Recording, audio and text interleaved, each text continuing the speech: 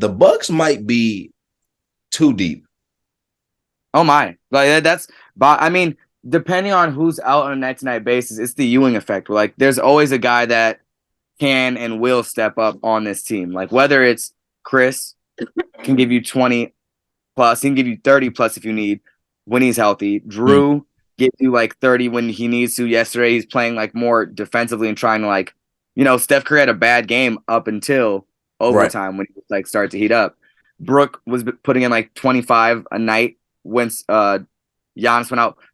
Bobby can put up 20 and 10 and a half, which he essentially did the other night too. So, I feel like we're deep enough where Joe Ingles can even like fill it in, So I'm not worried if like there's a guy that goes down. I know we have like that next guy that can step up. It's just like for how long and like which guy, like if it's a Giannis, we can, survive the Hawks we've seen, but God bless, we were missing Chris last year and we see that like affected us. Like we got pushed to 7 and that final game in Boston, maybe having him solidifies that game or like we don't even get to that point, Yeah. So huge difference. And I think that because when I was like the Bucks are legitimately 10 deep.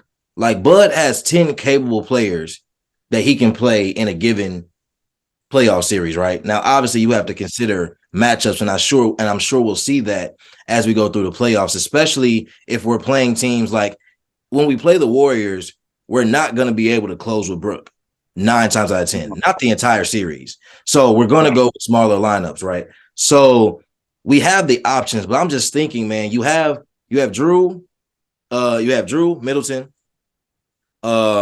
Grayson, Jay, Giannis, Lopez.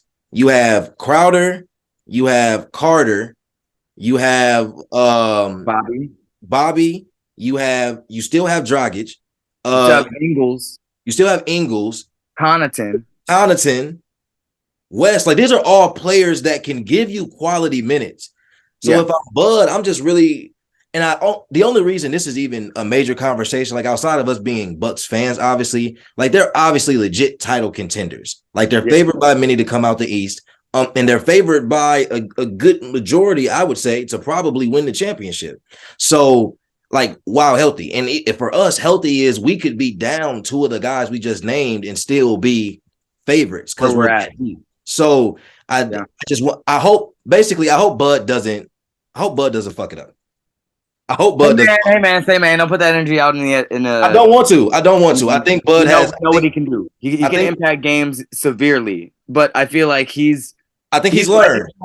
He's figured it out from time to time, but we still got to be on him because I know who he can be. I have podcasts in the drafts that never made it to the light of day in the midst of that Bucks Brooklyn series where it was like we need to get rid of him. I can't stand this man. Where's Bobby? What's going on? And you know what? Mind you, Lord, I was saying this whole time. I said if the Bucks don't get to the finals, at least he's gone. He was gone. He was gone if they didn't get to the finals. He lucky they won. He better not. And then Giannis was like, "This is my guy. I couldn't do it without him." And we were like, "All right."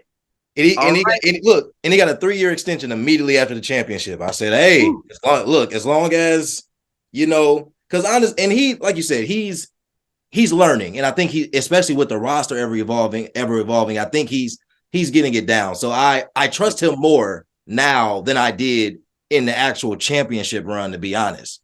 Imagine if we would have won with Jason Kidd and Eric Bledsoe. Where would we be now? Oh my God. Yeah, I don't want to think about it.